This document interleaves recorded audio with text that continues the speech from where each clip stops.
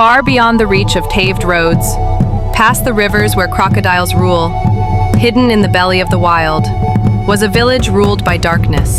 A place where shrines whispered by night and the people bowed to gods of carved stone and blood-stained altars. Here, the laws were not made by men but by spirits, enforced by 9 powerful witches and 20 feared native doctors. But in a small church far away, a young missionary knelt. He had heard the voice of the Lord. Go to the village, where my name is not known, without fear, without money, with only a Bible and fire in his bones. He obeyed.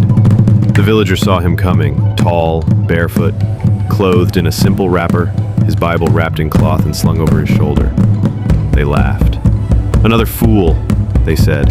He will bow to our gods before sunset. But the missionary walked straight to the village square, raised his hand and shouted, "Jesus Christ is Lord over this land." The wind shifted, the witches hissed, the native doctors gathered. They tried to cast spells, but his fire was stronger, so they resorted to flesh. They tied him to a stake. They beat him with rods. They spat, cursed, and left him to die in the night. But as the moon rose, he whispered, "Father, forgive them. They do not know you yet." And heaven heard. That night, thunder rolled, not from the clouds but from the spirit realm. The head witch rose in her shrine chanting.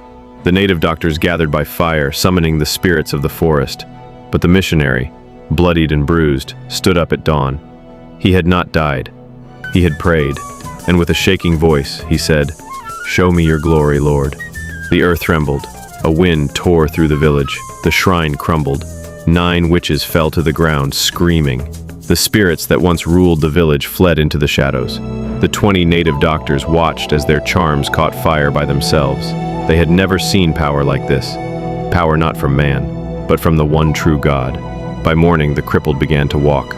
A dumb boy opened his mouth and shouted, "Jesus!" Mothers wept.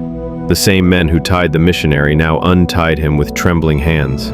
The head native doctor knelt and said, "Your God is not like ours." One by one, they brought their charms. Fetishes, skulls, amulets, all cast into the fire.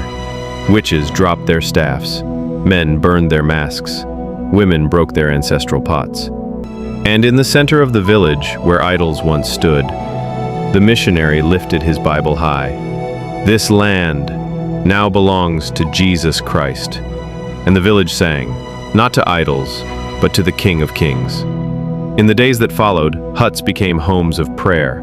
Shrines were turned into meeting places. And under a tall palm tree with mud and bamboo, the first church was built. Children learned to read the word. Fathers taught their sons to pray. Mothers sang songs of deliverance while pounding yam.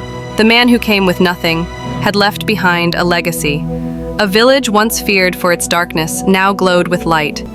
From their lips echoed new words, "Jesus is Lord." Even the former native doctors became the first evangelists to nearby villages. The gospel had come, and it had conquered.